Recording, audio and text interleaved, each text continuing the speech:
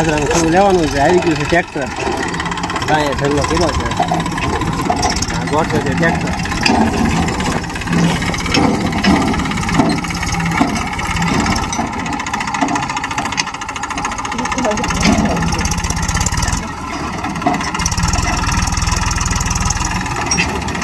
Hello મિત્રો, આપણે આજ બાજરાનું ખડું લીધું છે અને આ જો આ બાજરો છે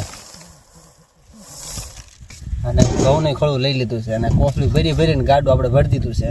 બાજરો સારો થયો છે, પાકનોય સારો છે. વરસાદની આગાહી હતી એટલે થોડીક ઉતાવળ રાખીને આ બધું કામ પતાવી દીધું છે ખળાનું.